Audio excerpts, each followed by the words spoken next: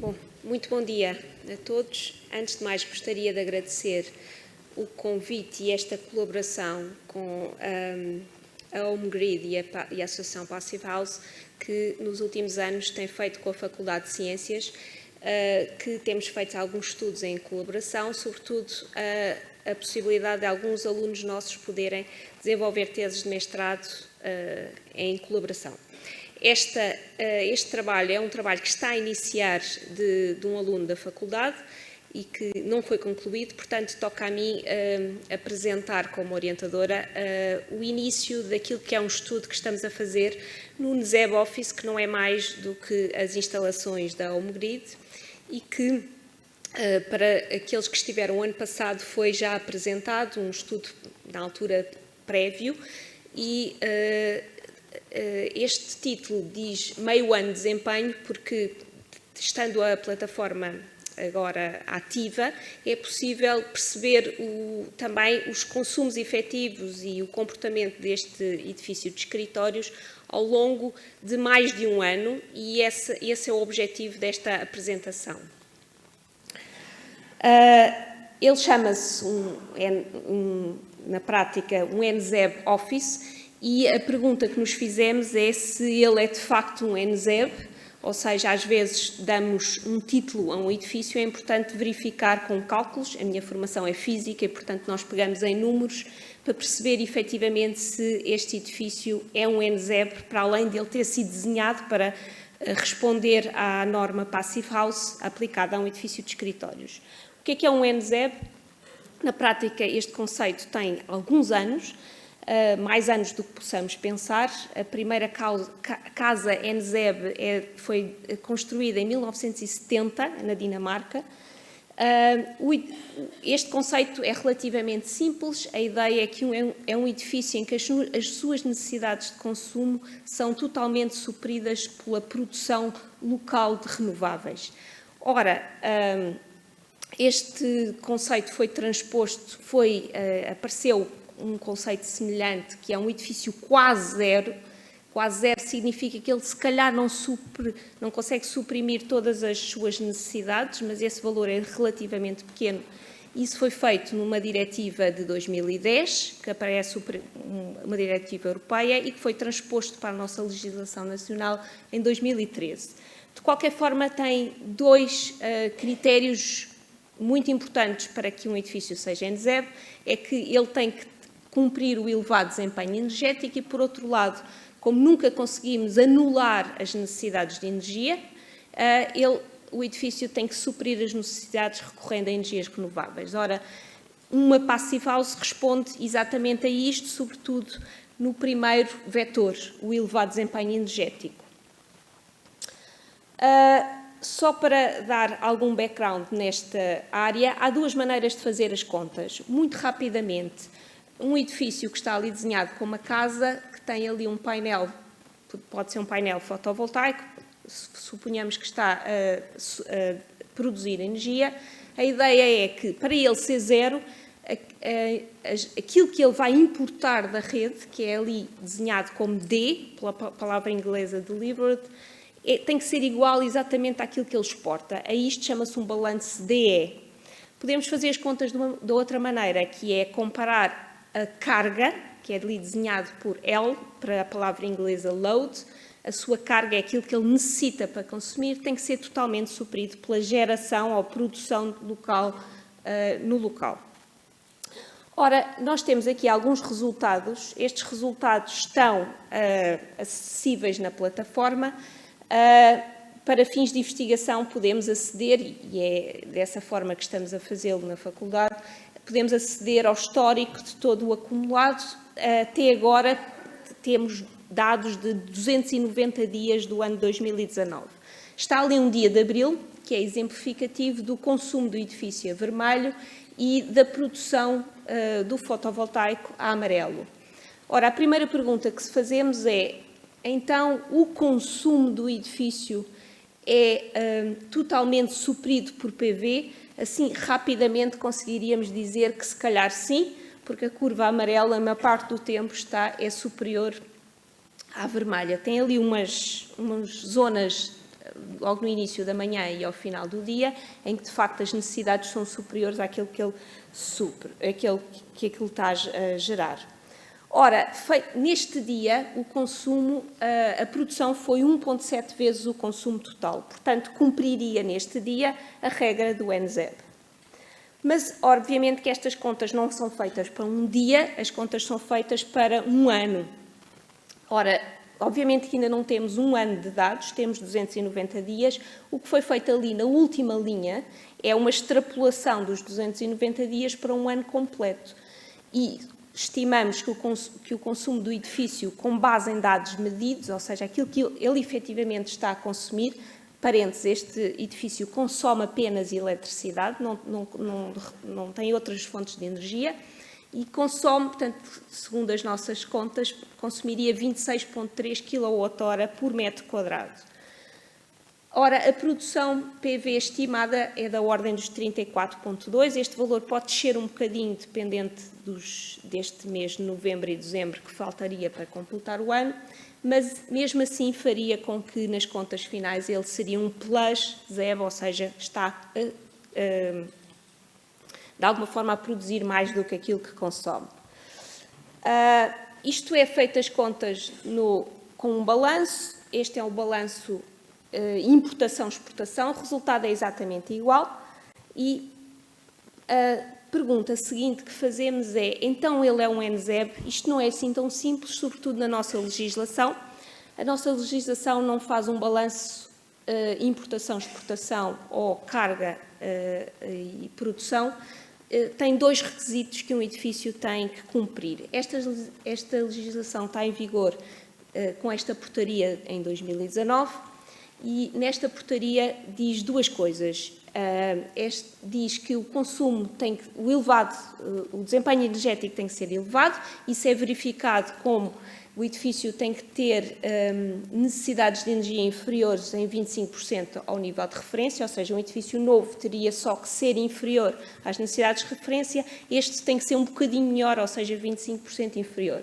E depois tem que comatar os 25% que faltam para chegar a 50% melhor para atingir a classe A, ou seja, tem que buscar isso às energias renováveis. Ora, obviamente que isto exige que para todos os edifícios novos, a partir de 21, isto venha a acontecer, mas este edifício é um edifício construído, portanto, não teria obrigatoriamente que verificar nada. Portanto, este exercício é apenas para verificar se ele seria, então, um NZEB na legislação nacional. Isto é graficamente aquilo que eu acabei de explicar, ou seja, tem na coluna da direita tem o edifício de referência, tem duas opções para ser um NZEB. Na opção B é ele ser 25% inferior ao edifício de referência, mas depois dos outros 25% tem que ir buscar a renováveis, ou então pela opção A ele é 50% inferior à referência e não tem que ir buscar nada a renováveis e basta isto para ser um NZEB na legislação nacional. Portanto, um NZEB, está ali um N com a letra pequena, exatamente porque é um quase ZEB, não verifica o consumo exatamente zero. Nos próximos slides eu vou procurar responder a estas três questões relativamente a este caso de estudo. Da produção total de eletricidade PV, quanto é que é autoconsumo? Qual é o consumo regulado pelo regulamento e que fração do consumo é assegurada por fontes de energia renovável? Primeiro, o autoconsumo é importante porquê? Porque a legislação portuguesa diz que para avaliar se um NZEB é ou não, verifica aquela componente, não chega ele produzir com energias renováveis, mas essa produção tem que ser, só se pode contabilizar aquilo que é autoconsumo. Tudo aquilo que eu exportar para a rede não entra nas contas.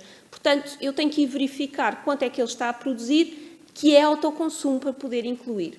Ali, neste dia de abril que estávamos a analisar anteriormente, consegue-se ver na linha a preto, que está sobreposta a vermelho, qual é que é o autoconsumo daquele dia, que é quase a totalidade. Ora, se formos aqui para um dia de fevereiro, a linha azul que está ali a mais tem a ver com os consumos da bomba de calor, que neste caso em fevereiro será para fazer aquecimento, mas pode-se ver ali que o autoconsumo é pequeno, ou seja, é 32% do consumo total, porque ali amanhã, obviamente que o sol estava portanto, tínhamos uma produção inferior e aquela zona ali a azul e a vermelho, o consumo da bomba de calor, sobretudo, não estava a ser feito com energias renováveis.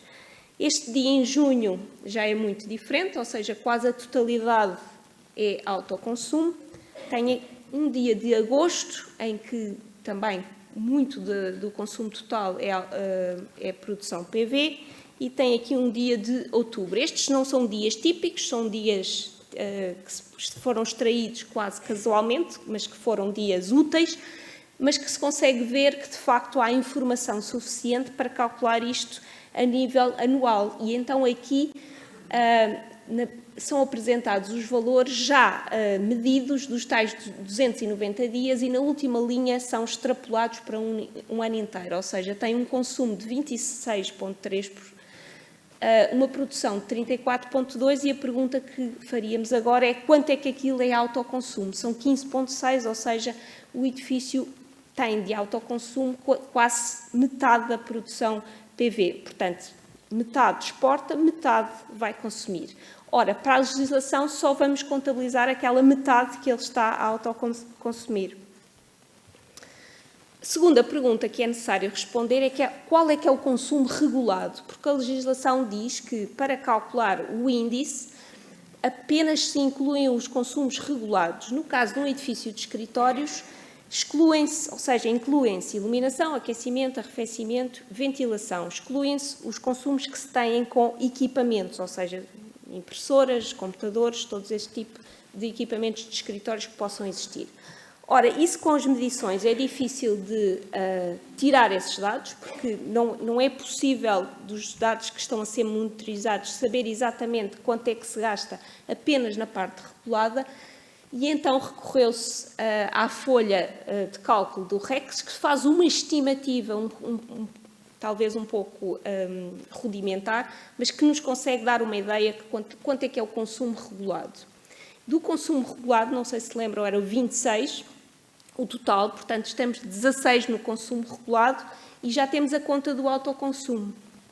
Portanto, o autoconsumo é suficiente para suprir quase a totalidade do consumo regulado. Isto é uma boa notícia, porque quando fazemos as contas, se calhar este slide é o mais interessante, o consumo regulado são 40, ele 122 é a referência, portanto este edifício desce em 67% face a um valor de referência. Não sei se recordam, para ele cumprir bastaria que descesse os 25%, portanto ele cumpre largamente o primeiro critério do elevado desempenho energético. A última questão que falta responder é qual a fração deste consumo que é assegurada por fontes de energias renováveis.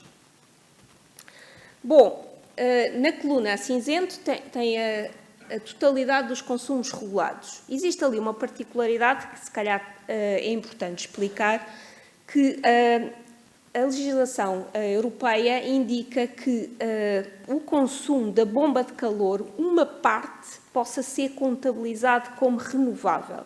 Isso acontece porque uma bomba de calor funciona a uma eficiência superior a 100%. Isto quer dizer que vai buscar a energia térmica que precisa ao ambiente, pode ser ao ar, mas podem ser outras fontes de calor.